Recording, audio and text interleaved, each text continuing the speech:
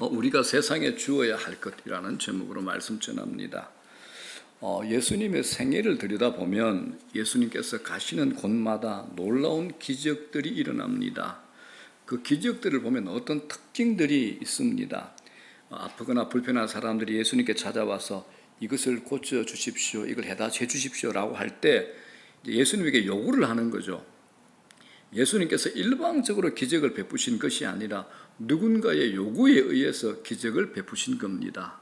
그런데 오늘 본문은 사건이 좀 다릅니다.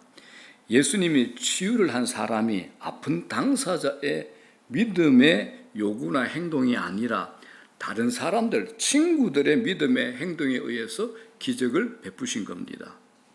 자, 본문에 누가 나오나요? 중풍병자가 나오죠. 네 사람이 들것으로 시로 옮겨야 할 정도의 중풍병을 앓는 중환자입니다. 자, 그런데 3절을 보십시오. 이 사람을 치유의 길로 이끌어주는 친구들이 등장을 합니다. 3절 시작. 한 중풍병자를 네 사람에게 메워 가지고 예수께로 올세. 자, 그들이 누군지 본문에서는 정확하게 밝히고 있지는 않습니다. 그러나 짐작하기엔 심각한 중풍병을 앓고 있는 이 사람을 돕고자 한 것으로 볼 때 매우 가까운 친구들이나 이웃심이 틀림이 없을 겁니다. 이들은 중풍병자의 고통과 절망을 가까이에서 봤죠. 그래서 어느 순간 이 친구 위해서 뭘 해야 되겠다라는 부담감, 책임감을 느끼게 된 겁니다. 여러분, 책임감을 느낀다는 건 무거운 일입니다. 어려운 일입니다. 지금 우리 보십시오. 사람들이 대부분 특징이 있죠. 거리를 두고 살아가려고 합니다. 그 이유가 무엇일까요? 가까이 가면 부담감이 있죠. 책임감을 느끼고 무엇인가 그 사람이 아프고 불편할 때 베풀어야 되잖아요. 손해를 봐야 되기 때문에 거리를 두려고 합니다. 자, 그런데 하나님의 역사는 어디에서 일어납니까? 고통하는 사람에 대한 책임지는 책임의식에서 하나님의 역사가 시작이 되는 겁니다. 코로나를 지나면서 눈에 띄게 드러난 이 시대의 특징이 있습니다. 타인에 대한 무관심, 타인에 대한 냉담입니다. 웬만하면 다른 사람에 대해서 신경 끄고 살려고 합니다. 웬만하면 다투지 않고 돈 내가지고 해결하려고 합니다. 내 문제만으로 힘드니까 다른 사람까지 신경 쓸 틈이 없죠. 가까이 하기보다 적당하게 거리를 두고 있는 게 편한 겁니다. 물론 우리들은 신앙이 있으니까 악을 선택하지는 않습니다. 하지만 선을 적극적으로 선택하지 않을 때가 많다는데 우리 신자의 아픔이 있습니다. 여러분, 다른 사람의 고통에 다가간다, 이건 용기가 필요한 일입니다. 오늘 중풍병자의 친구들이 중풍병자를 들것에 메어가지고 예수님이 계신 집으로 데리고 갑니다. 그런데 문제가 생깁니다. 난관에 부딪히죠. 4절은 현장에 대한 설명을 이렇게 우리에게 말합니다. 4절 시작. 무리들 때문에 예수께 데려갈 수 없으므로 그 계신 곳에 지붕을 뜯어 구멍을 내고 중풍병자가 누운 상을 달아내리니라고 합니다. 사람들이 너무 많죠. 예수님께 계신 곳에 가까이 데려갈 수가 없는 겁니다. 그래서 이 친구들이 옥상으로 올라가서 예수가 계신 바로 위에 지붕을 벗겨서 구멍을 내고 중풍병자를 들것에 눕힌 채 예수 앞에 달아내린 겁니다. 현장을 한번 상상해 보십시오. 사람들이 너무 많아서 들어갈 수가 없었던 겁니다. 자, 이걸 이렇게 생각해 보십시오. 포기해도 되는 합리적인 명분이 생긴 겁니다. 그러잖아요. 야, 데리고 가려고 했더니 사람 너무 많아. 포기하자, 다음에 하자. 미룰 수 있잖아요. 우리가 도우려고 하다가 어려움이 생기면 이제 어떻게 합니까? 합리화를 시키죠. 야, 우리 노력했잖아. 힘들어서 안 돼. 여기서 그만둬야 되겠어. 어쩔 수 없잖아라고 합리적인 명분으로 이제 장벽을 치는 겁니다. 대개는 시도하다가 복잡해지면 그만둬버리고 맙니다. 그런데 이 친구들은 돌아가지 않습니다. 포기하지 않는 겁니다. 이유는 뭘까요? 친구를 아주 지극히 사랑했기 때문에 그렇습니다. 성경 본문은 이걸 어떻게 설명하느냐? 이들의 믿음으로 설명합니다. 이들의 믿음으로. 그렇기 때문에 여러분, 믿음이 뭐냐? 이 믿음이 길을 냅니다. 믿음이 길을 냅니다. 그래서 믿음은 발상의 원인이 됩니다. 발상의 전환이 되는 겁니다. 생각을 바꿔주는 거죠. 믿음이 우리 생각을 바꿔줍니다. 믿음이 없으면 늘 하던 대로 그 길 가는 겁니다. 안 바뀝니다. 문제 있으면 주저앉고 문제 있으면 동굴로 숨고 그렇게 합니다. 믿음 있게 되면요, 발상의 전환이 생깁니다. 보이지 않는 것들이 보이고 문제는 있는데 내 마음에 설레임, 기대감이 생기는 겁니다. 그걸 믿음이라 그러죠. 자, 사람이 많아요. 입구가 막혀버렸어. 옥상에 올라가서 지붕을 뜯어내고 들것을 주님의 머리 위로 내리고자 합니다. 이거 어려운 일입니다.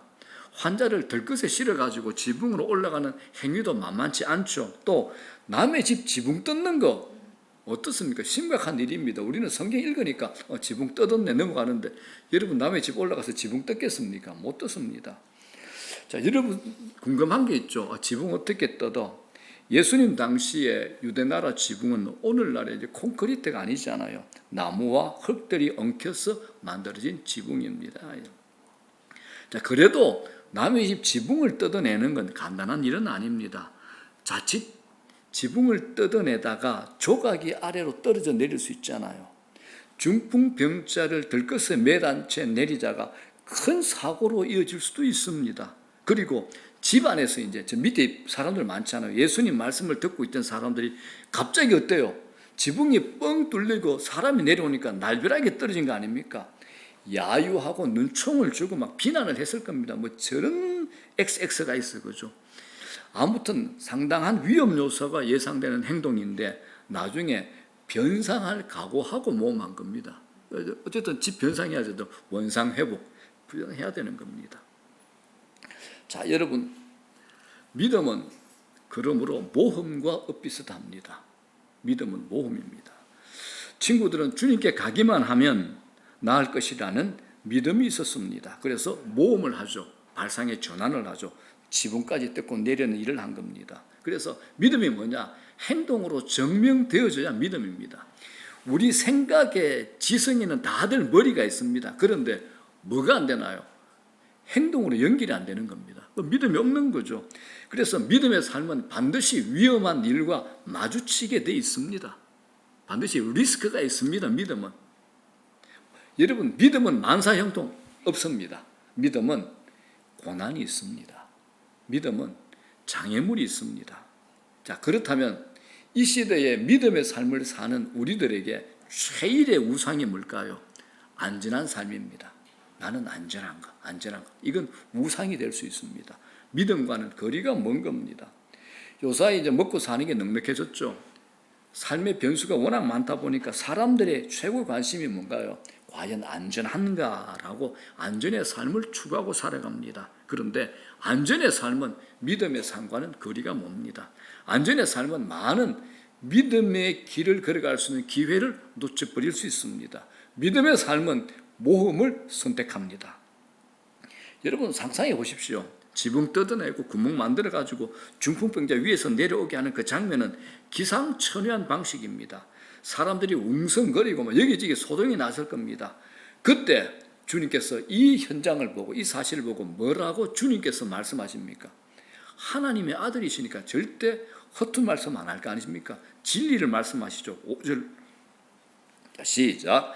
예수께서 그들의 믿음을 보시고 중풍병자에게 이르시되 작은 자야 네 죄사함을 받아나니라 하시니.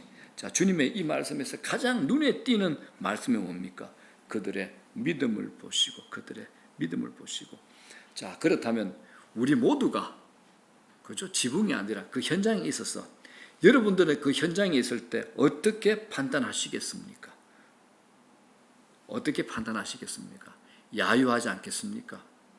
정신 나간 놈이라고. 어떻습니까, 여러분? 이들의 믿음을 칭찬해 주시겠습니까? 주님은 이 친구들의 믿음을 보셨습니다. 복음을 보면 대부분 당사자의 믿음에 대한 반응입니다. 그런데 본문은 중풍병자 당사자가 아닌 중풍병자를 들것에 싣고 온 친구들의 믿음을 주님이 인정하신 겁니다. 이게 무슨 말이냐? 주님은 이웃의 고통을 외면하지 않는 이 친구들의 믿음을 귀하게 여기신 겁니다. 친구를 살려내고자 하는 그 친구들의 믿음을 인정하신 겁니다. 이건 주님과도 통하는 행동이고 마음이죠. 주님이 오신 목적이기도 합니다. 그들의 믿음이 결국 기적을 일으키게 됩니다. 그런데 이런 현장에 보면 반드시 반대되는 사람이 있죠. 지붕을 뜯는 네 사람과 대조되는 사람이 또 이 현장에 있습니다. 6절을 보십시오. 아주 대조적인 사람들이 있습니다. 6절 시작. 어떤 서기관들이 거기 앉아서 마음에 생각하기를, 자, 거기에 앉아서 마음에 생각하기를, 자, 앉았다라는 표현이 있습니다. 앉아 있는 이유가 뭘까요? 행동하기보다는 행동하는 사람들을 평가하는 사람이기 때문에 그렇습니다. 이들은 비난거리를 찾는 데 관심이 많습니다. 특별히 예수님의 행동에 시비를 걸고자 눈에 불을 켜고 있죠. 자, 이 두 부류를 한번 비교해 봅시다. 친구에 대한 관심과 사랑을 다해서 지붕을 뜯기까지 하며 주님에게로 인도한 사람이 있는가 하면, 다른 사람의 행동에 비난거리를 찾거나 주님의 자비의 행위를 비난하는 사람도 있다라는 겁니다. 우리들은 어떤 사람입니까? 자, 여러분들은 어떤 사람들입니까? 본문의 서기관들, 가슴이 식어버린 냉담한 종교인들을 상징합니다. 중풍병자의 친구들이 은혜를 받은 사람들이라면 서기관들은 은혜를 흩어버리는 사람들이죠. 한쪽이 죽이는 편이라면 다른 한쪽은 살리는 편입니다. 자, 본문에서 주님께서 우리에게 하고 싶은 말이 뭡니까? 이 친구들의 역할입니다. 중풍병자 지금 누워있죠. 일어설 수 없고 걸을 수 없고 홀로 활동할 수 없는 사람입니다. 자신의 운명을 탓하고 죽을 날만 기다리고 있는 아주 무기력한 인생입니다. 이렇게 몸이 망가진 채 세월이 흐르다 보면 몸만 망가지는 게 아니죠. 마음도 망가집니다. 그래서 본문에 들것에 누워있는 중풍병자는 어떻게 보면 오늘 죄인된 우리의 모습과 똑같습니다. 이 모습, 예수님 만나기 전, 하나님 만나기 전 우리의 모습 아니겠습니까? 우리 모두는 하나님 알기 전에 죄에 매여서 살아가는 정신적인 영적 중증 환자들이었습니다. 그래서 에베소서 2장에 이렇게 표현합니다. 1절은 뭐라 그럽니까? 그는 허물과 죄로 죽었던 너희를 살리셨도다. 그가 누구십니까? 예수 그리스도. 허물과 죄로 죽었던 자들이 누굽니까? 예수 믿기 전에 바로 우리들입니다. 여러분 실감이 안 나시죠? 병원에 가보면 중환자실에 식물인간들이 많이 있습니다. 중환자실에 아프죠, 보게 되면. 저는 이제 중환자실에 가게 되면 어떻게 하느냐, 목사잖아요. 한 분만 보게 되는데 저는 간호사들의 눈치를 보면서 중환자실 다 돌아봅니다. 정말 기가 막힙니다. 소천하신 분들, 이미 죽으신 분들은 똑같이 하나요. 그런데 중환자실에 가보면 죽음을 앞두고 있는 게 저런 모습이라는 것을 다 보게 됩니다. 정말 비참합니다. 차라리 소천하신 분은 괜찮죠. 그런데 중환자실에 가보면 이러고 살 수 있는가? 이게 우리의 모습인가? 실감하게 됩니다. 예수님을 만나기 전에 우리도 영적으로 정신적으로 중환자, 식물인간들이었습니다. 영적 기능이 마비되고 죄에 대한 감각도 없는 자들이죠. 영적 기능이 죽은 사람이 하나님 앞에 나갈 마음이 있을 리가 없죠. 우리가 하나님 알고 믿기 전에 마찬가지 아닙니까? 누군가가 우리를 들것에 실어서 주님이 계신 곳으로 이끌어주지 않았다면 우리도 똑같은 신세로 살 수밖에 없는 존재들이었다라는 겁니다. 중풍병자에게 믿음이 없잖아요. 오직 친구들의 믿음이 그를 살린 겁니다. 자, 우리 다 죄인입니다. 죄인된 인간은 절망적인 상태에서도 절대 항복하지 않습니다. 죄인된 인간의 세 가지 뚜렷한 특징이 있죠. 죄성을 가진 강한 자존심이 있습니다. 또 지독한 고집이 있습니다. 안 꺾이는 교만도 있습니다. 남자들은요, 운전하다가 길을 헤매는 한이 있어도 좀처럼 길을 묻지 않습니다. 왜 그럴까요? 남자의 자존심 때문입니다.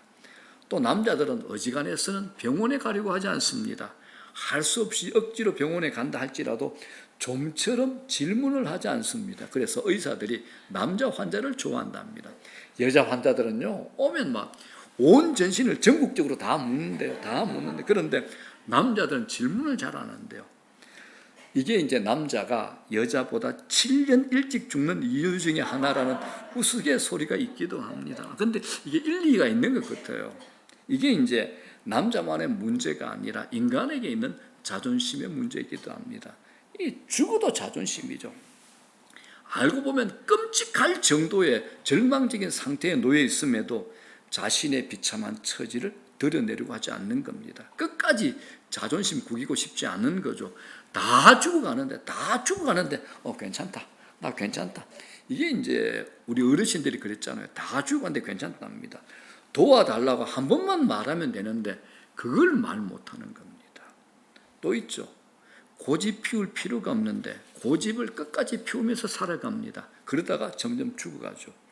교만도 무섭습니다.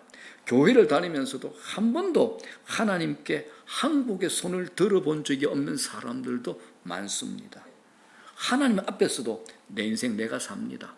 내 인생 내가 책임진다니까요. 이렇게 소리치고 행여나 싶어가지고 천국 뒷께서 놓치기 싫어가지고 교회는 옵니다. 죄성을 가진 인간들의 특징 세 가지가 있죠.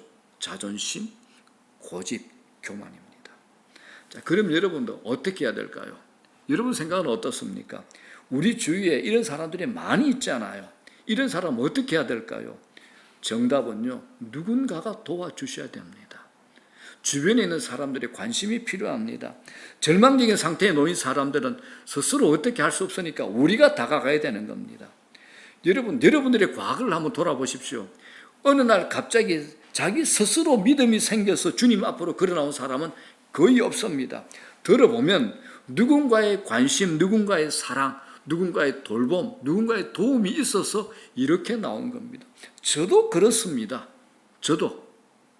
저희 집은 예수 안 믿는 집안입니다. 저희 집은 절간이 훨씬 가까웠습니다. 제가 몇 번 말씀드렸잖아요. 제 어머님이 친구들하고 저를 세게 세웠다고.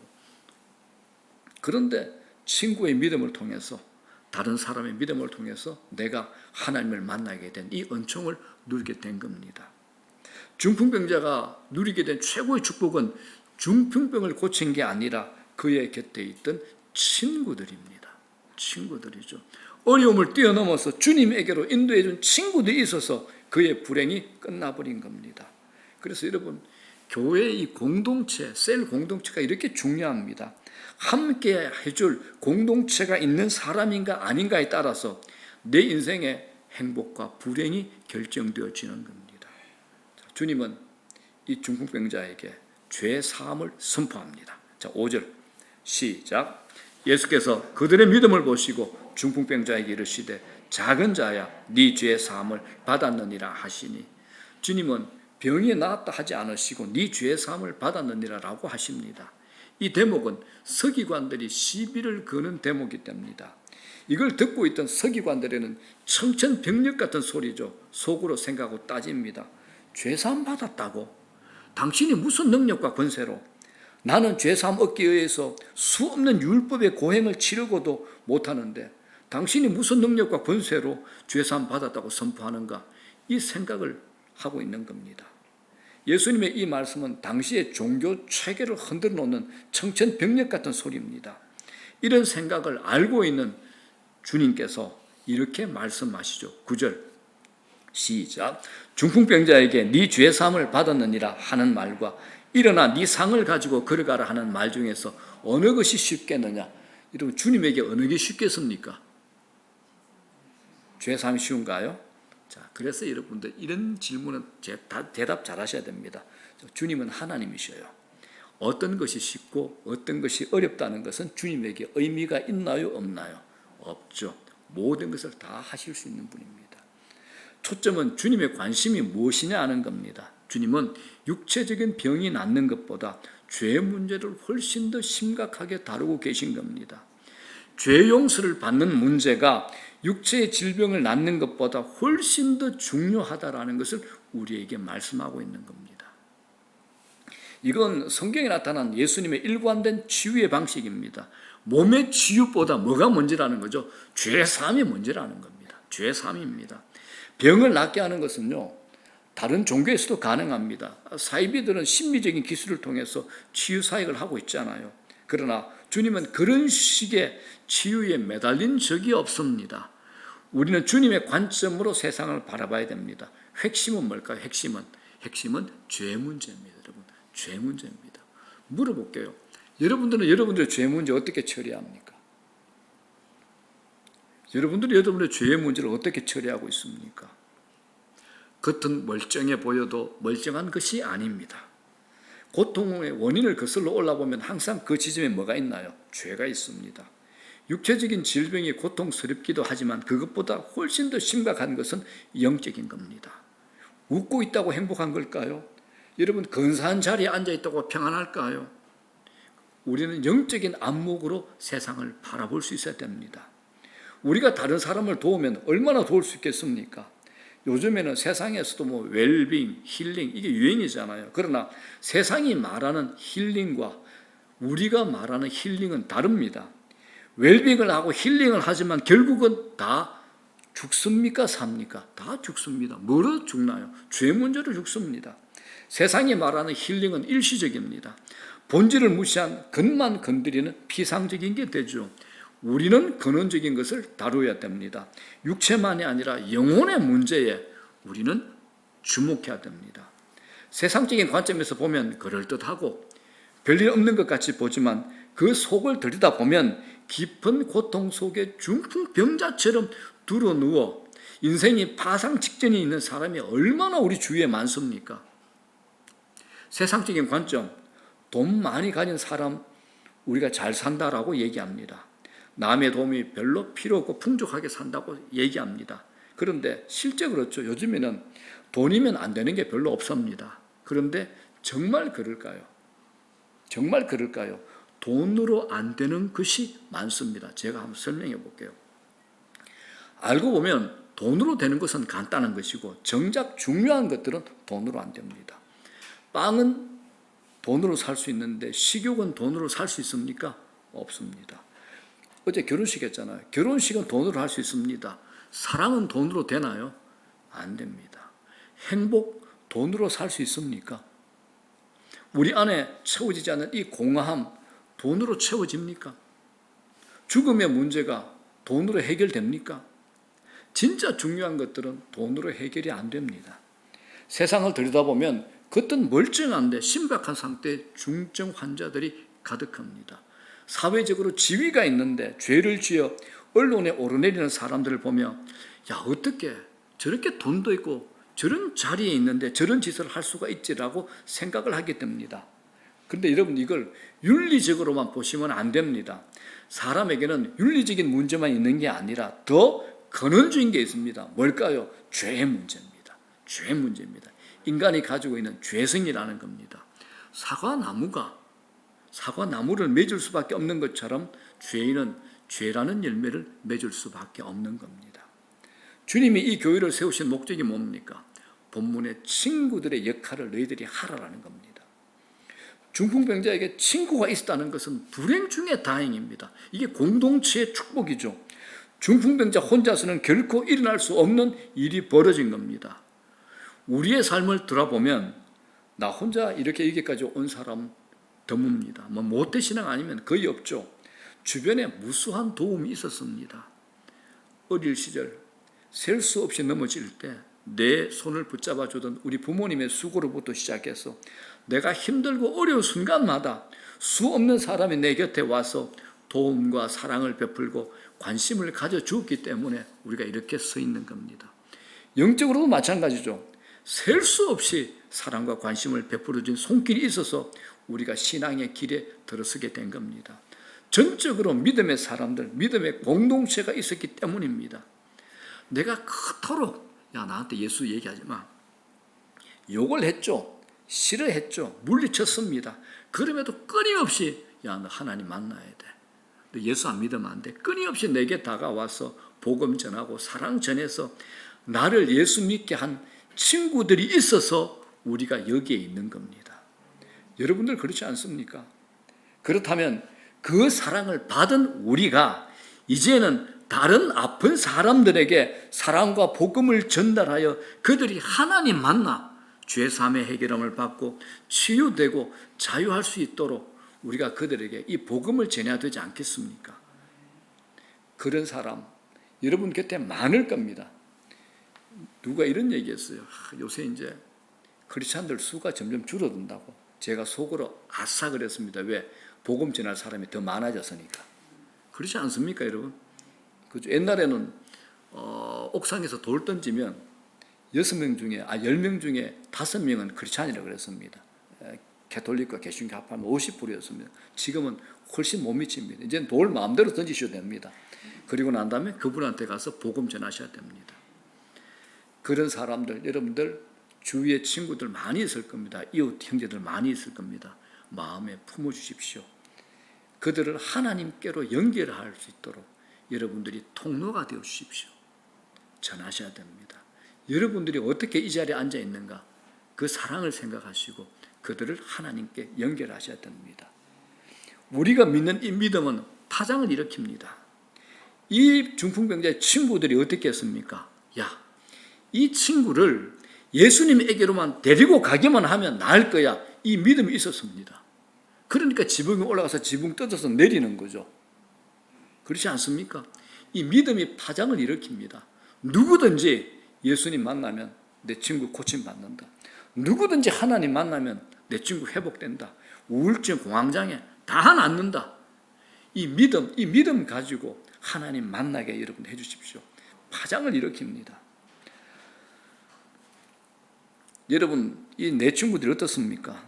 난관을 극복하고 욕 먹을 일 각오하고 해낸 일입니다. 욕 먹을 일 각오하고 해낸 일입니다. 오늘 중풍병자처럼 들것에 싣고 옮기지 않으면 안 될 상태에 놓여 있는 사람들이 우리 주위에 한둘이 아닐 겁니다. 그냥 자율에 맡겨서 그래 너 좋을 대로 언젠가는 주님에게 돌아오겠지, 언젠가 믿겠지, 절대 아닙니다. 자기 발로 걸어오도록 기다리는 것 믿음 아닙니다. 가끔 우리가 요새 너무 점잖해져 가지고 종교 강요하지 마, 자식에게도 강요하지 마, 요따오 말을 합니다. 이거는 저주받은 얘기예요, 여러분. 또 최근 한국 교회는 너무 무례하게 전도하는 것 아닌가라는 자성도 있습니다. 근데 여러분 중요한 게 뭡니까? 중요한 것. 스스로 소망이 없는 구제불능의 상태에 빠진 사람은 어떻게 할 것인가? 이게 중요하지 않습니까? 이게 본질이잖아요. 한번 생각해 보십시오. 제가 카톡에 올린 글입니다. 내가 사랑하는 사람 신사적으로 지옥에 가도록 놔둘 건지, 아니면 내가 욕을 좀 먹는 한이 있더라도 천국으로 인도하는 것이 나은 것인지, 어느 게 더 낫습니까? 여러분 신사적으로 지옥 보내시겠습니까? 내가 욕을 얻어먹더라도 천국 데리고 가시겠습니까? 결정적인 순간에는 여러분들이 대답을 회피하시는데 어떻게 하시겠습니까? 1번입니까? 2번입니까? 2번이죠. 그죠?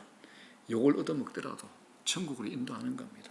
내 자존심 좀 상하더라도, 내 낯이 좀 화끈거리더라도, 내가 좀 세상 말로 쪽팔리는 한이 있더라도 그 사람 천국으로 인도하는 겁니다. 내가 쪽팔렸는데 그 사람이 예수님 만났다. 천국 가면 주님이 우리를 껴안고 네가 그렇게 수치와 치욕을 당하면서 저 친구를 구원해냈다. 어깨 두드려가면서 오늘 짜장면은 내가 삼아. 이렇게 하실 겁니다. 멀리 있던 친구가 주님 아닙니다. 오늘 내가 떡볶이 살게요. 나는 갈 때 카드를 가지고 가잖아요. 제가 제 땅에 살던 SK 카드가 있습니다. 보너스로 사겠습니다. 이러면 주님이 웃으시겠죠. 이럴 겁니다. 제가 상상하기로는. 그래서 여러분, 복음 전도 사회적인 관점 아닙니다. 영적인 관점에 눈이 열려야 됩니다. 영적인 관점입니다. 내 이웃의 상태를 정확하게 둘러보셔야 됩니다. 본문의 상황을 볼 때 친구들의 행동은 이해할 수 없어 보입니다. 자, 세 가지죠. 주거 침입, 맞죠, 그죠? 기물 파손, 그 다음에 집회방해, 심각한 죄입니다. 주거 침입, 기물 파손, 집회방해. 이 상식적이지 않는 행동한 겁니다. 욕을 배 터지게 얻어먹는 거죠. 그런데 주님이 어떻게 합니까? 그들의 행동을 비난하지 않으신 겁니다. 그들의 믿음을 보시고 이 중풍병자의 죄를 용서하고 병을 치유하신 겁니다. 이 중풍병자의 친구들은 결과를 미리 봤습니다. 그러므로 여러분들 믿음을 가지면 보이는 것이 있습니다. 우리가 신앙의 길에서 가지는 축복 중에 제일 큰 게 뭡니까? 인생의 답을 가지고 사는 거잖아요. 여러분 인생에 해답 없습니까? 신자가 뭡니까? 신자의 최고의 큰 복이 뭡니까? 인생의 해답을 가지고 살잖아요. 결과를 가지고 살잖아요. 신앙이 없는 사람들 평소에 큰 소리 칩니다. 그러나 도무지 해결할 수 없는 인생의 문제를 만나면 다 숨어버리죠. 의지할 것도 없고 답도 없습니다. 우리는 고통하는 세상에서 답을 가진 자로 살고 있는 겁니다. 이건 축복이고 특권입니다. 그래서 이제 우리가 해야 할 일이 뭔가? 주님과 고통하는 세상을 연결하는 겁니다. 이걸 우리가 하셔야 됩니다. 믿음은 여러분 책임의식이 따라옵니다. 병원에서 본인의 암으로 사형 선고를 받았는데 그 와중에 옆 병상에 있는 환자에게 전도를 하고 복음을 전한 믿음의 사람들 얘기를 우리는 많이 들었습니다. 어느 장로님, 어느 권사님, 자기가 이제 시한부 선포를 받았는데 웃으면서 옆에 있는 사람에게 복음 전하는 거예요. 내가 곧 주님의 부르심을 받겠지만 그러나 나 너무 행복해요. 주님의 손이 보여, 주님의 만져주심이 느껴져.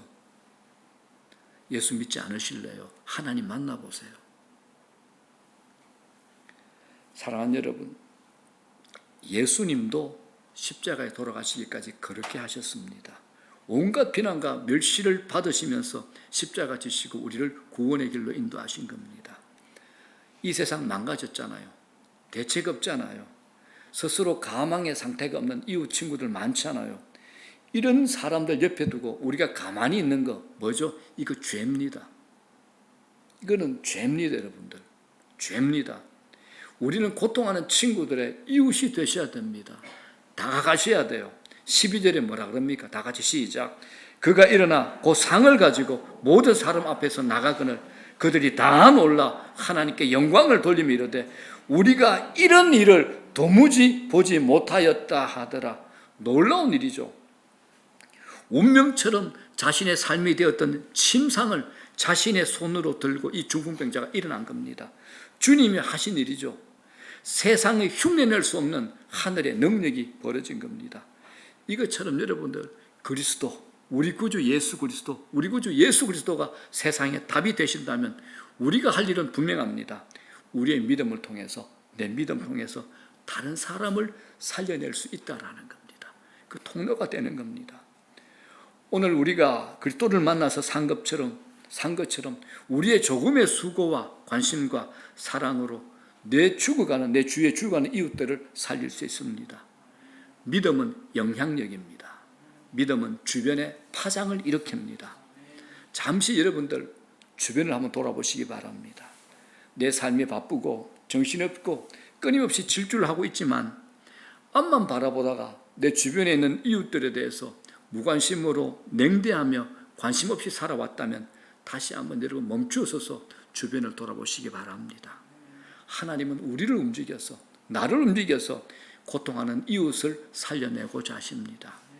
우리 교회 모든 셀 그리고 여러분들의 삶의 현장에서 오늘 본문에 나타났던 이 사건과 똑같은 일들이 재현되는 은혜가 있기를 주의 이름으로 축원합니다. 자, 그래서 고통하는 한 생명 품고 주님께 연결하는 우리가 되기를 간절히 소망합니다.